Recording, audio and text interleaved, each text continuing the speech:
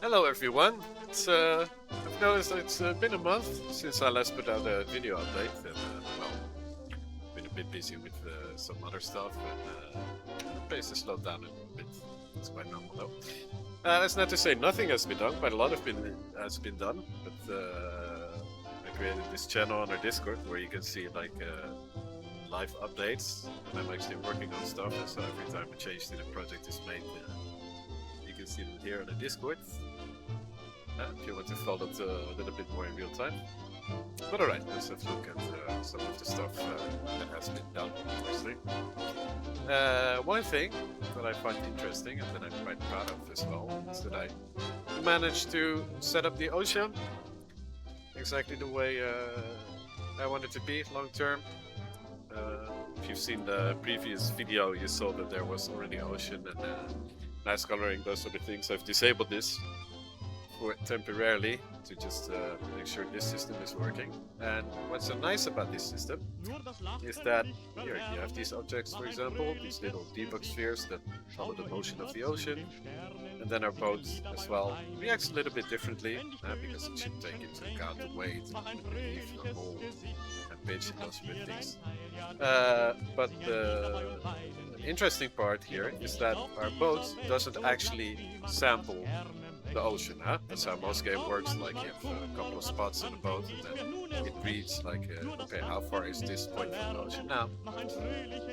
Which is not very performant, huh? Because then every time you have to query, okay, how high is the height here, how high is the height there? But instead, they use the same sort of wave parameters. They use the same setup, so we don't actually need this ocean to have the movement.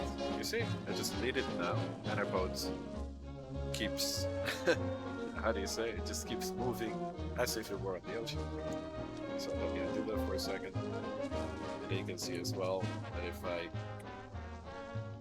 see now it's behaving like this, if I rotate our boat, whoop, you know, it rolls differently because it takes the same wave parameters into account.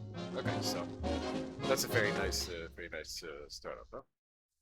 As you can also see, I've created like a red platform and a blue platform, and the idea is there that when we actually start playing, then, okay, I can be on the red team, or I can be on the blue team. But in order for that, in order to make that work, well, I still have to work on a lot of spawn logic, so you can actually select which team you want to be on and those sort of things. And well, that's still I'm still working on that. You can see here the basic idea behind the networking setup. We want to be able to host sessions. Doesn't work yet, so we need to write it in. Logic is mostly it, but just the main itself is not tied to that logic yet. We want to be able to find sessions in somebody else hosts, and then of course we want to be able to win the game. Other than that, which also took a little bit of time, is that I actually had to put the project on Steam. And well, they have quite rigorous requirements, and not only combination with the store itself, but also what the build should be. So the current thing on Steam is just now this temporarily thing until I get a new build out, and then we can proceed proper network testing. I don't know how long it's gonna take. It'll be a while, but you know, work's being done, and hopefully, but you know, it's mostly back-end work. It's mostly just networking code and that sort of things. So visually, not much is going on, but architecturally and internally, quite a lot is going on. Hopefully, somewhere in the, well, let's be realistic, next 2-3 weeks or so, we can start our multiplayer tests. All right, looking forward to that one. Thank you all, and I'll see you next time. Bye.